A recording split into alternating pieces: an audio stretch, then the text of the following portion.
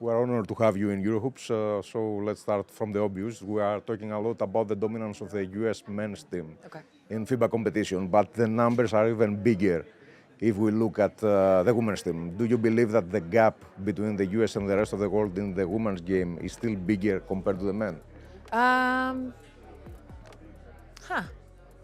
Interesting thought. It's hard to put into context. I think for the women, I think because a lot of us play overseas, we actually, you can have this conversation both ways, but we actually are very familiar with the international game, more familiar maybe than our men, because they don't play internationally as much, but because we play in Euroleague, over the last, in my career, 20 years, right? We played overseas. So I think we're a little more familiar with that game. So I think it gives us a little bit of an edge. You have won 9 gold medals and 1 bronze. That bronze came in a FIBA World Cup, not in the Olympics.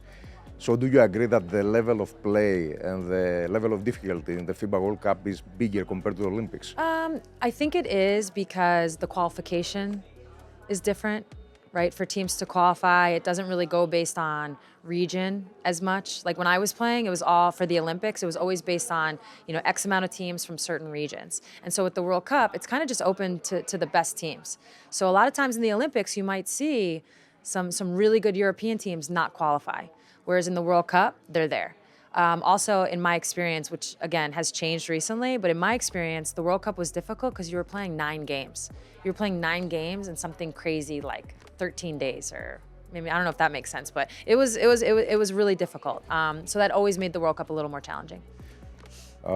What's your most cherished memory, both in the Olympics and the FIBA World Cup? I mean, it's really hard not to say winning gold medals isn't my favorite memory. It's not about which one. They were all special because we have that pressure, because we're expected to win every time we did.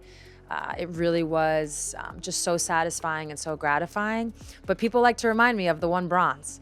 So at times, that's the one that stands out. It's the one that I remember because it's actually the one that I think started the streak you're seeing now. That loss really informed and really energized us in a way where we never wanted to lose again. And knock on wood, so far so good.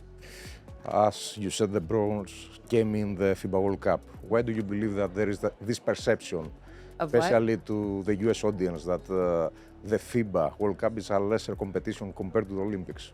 I think the Olympics internationally has more cachet to it.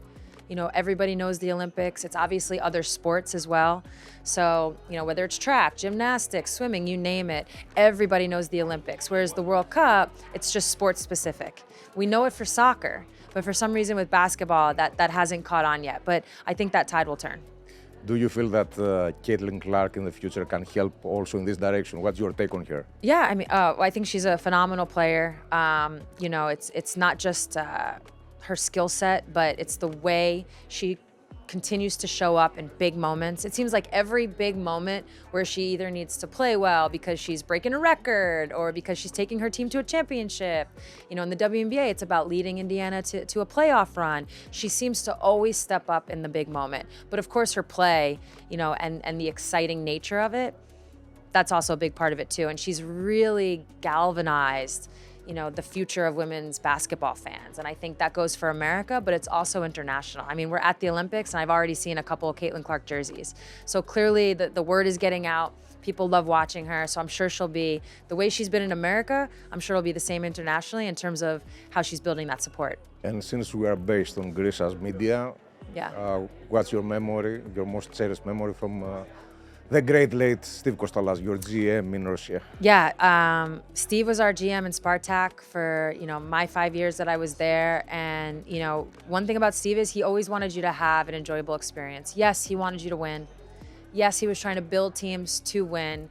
But more than anything, he cared about the humans. And you won a lot. Yeah, and we won a lot too. Thank you very much. Thank you.